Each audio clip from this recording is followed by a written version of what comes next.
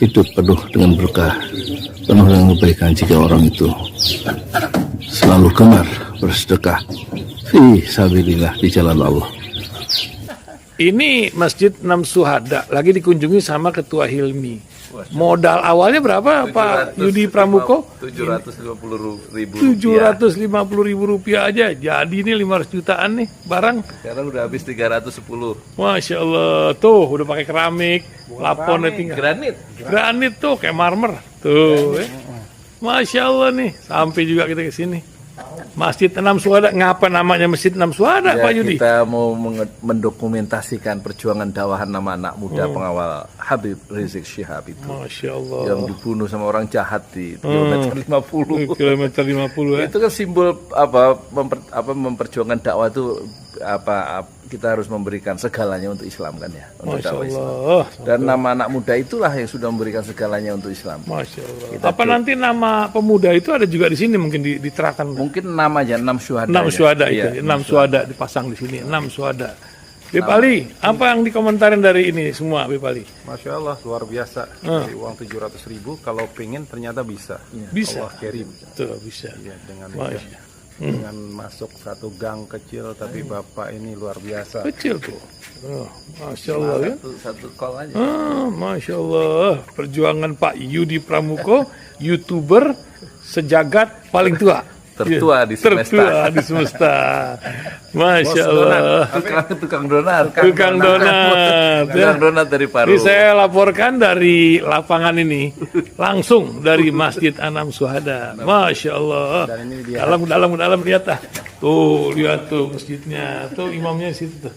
Malam-malam lagi kita, Masya Allah, masih kurang nih. Atapnya katanya transfer aja dari rekeningnya di bawah tuh lihat. Assalamualaikum warahmatullahi wabarakatuh. Saya Yudi Pramuko, tukang donat dari Parung, YouTuber tertua di semesta. Ini ada pertanyaan menarik ya dari Anna Ria 7680 ya, 67680 ya. Pak Yudi, maaf apa nggak tertarik lihat video YouTube debat atau diskusi lintas agama? Asik juga karena ada pengetahuan yang nggak tahu jadi tahu. Seru nonton video itu. Terima kasih ya. Saya pengen jawab ini pertanyaan yang menarik ya, karena menyangkut soal skala prioritas dalam hidup kita ya. Kita ini, atau terutama kita sebagai YouTuber, itu juga memberikan apa yang harus diberikan itu kan juga berdasarkan paradigma ya, berdasarkan gugus pikiran kita untuk apa hidup ini kan. Kalau menurut saya, bukannya saya nggak mau Bu, atau siapa ibu apa bapak, ibu atau bapak nonton debat lintas agama, itu pertama membutuhkan satu kecukupan intelektual ya, dalam memahami atau mengapresiasi atau mengikuti debat lintas agama ya. Persoalan saya terutama tidak itu. Saya ngelihat misalnya satu pandangan gini, hidup itu untuk apa? Apakah cukup hidup itu sekedar hidup, berkeluarga, terus kemudian bekerja dan lain-lain yang sifatnya merupakan kebutuhan manusia pada umumnya. Kalau menurut saya, hidup itu tidak cukup sekedar bekerja, kemudian menikah, berumah tangga, dan seterusnya. Tapi bagaimana hidup itu meninggalkan asar, meninggalkan jejak-jejak kebaikan, meninggalkan hal-hal yang manfaat setelah kita wafat.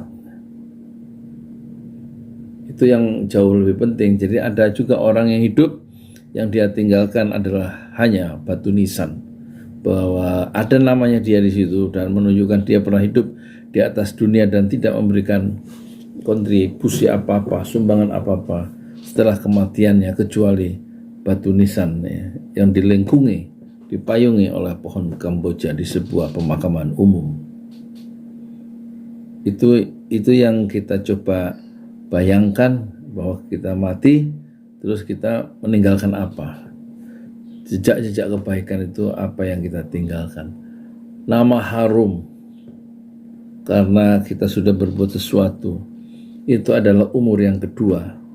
Kata penyair dari Syauqi Bey, umur tsani, umur yang kedua dari orang yang sudah pernah hidup, dan dia masih disebut-sebut nama harumnya, kebaikan-kebaikannya setelah dia wafat.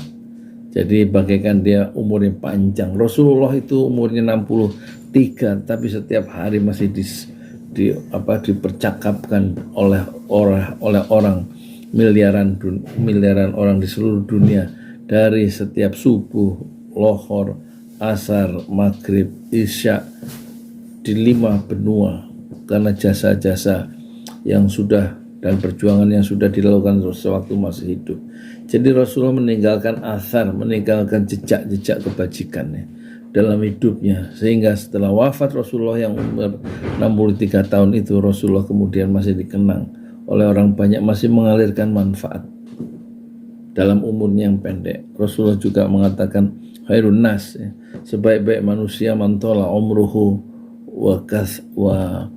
wa hasuna amaluh. Orang yang terbaik, jadilah orang yang terbaik. Siapa? Mantola umruhu, yang umurnya panjang orang itu, dan baik juga amal perbuatannya itu dalam umur yang panjang. Syarrun nas, seburuk-buruk manusia, mantola umruhu, orang yang panjang umurnya dan buruk perbuatannya dalam umur yang panjang itu. Kemudian khairun nas man ta'allamal Qur'an wa 'allamahu. Orang yang baik, yang terbaik kata Rasulullah, orang yang belajar Al-Quran dan mengajarkannya kembali. Ya.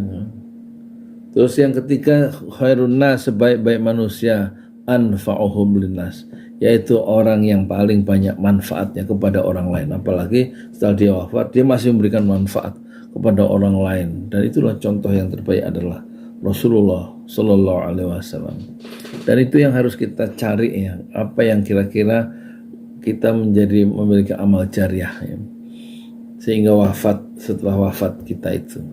Rasulullah membangun masjid itu 2 dalam hidupnya, yaitu pertama Masjid Nabawi yang masih masih berfungsi sampai sekarang, dan kemudian yang kedua adalah Masjid Quba, dan masih digunakan orang sampai sekarang.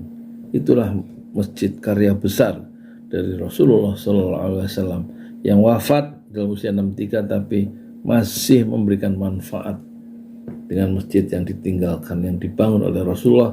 Yang pertama di Quba 5 km sebelum Yathrib atau sebelum Madinah, dan kedua Masjid Nabawi. Yang kedua, Rasulullah itu hafal Quran. Selama hidupnya Rasulullah menghafal Quran selama 23 tahun.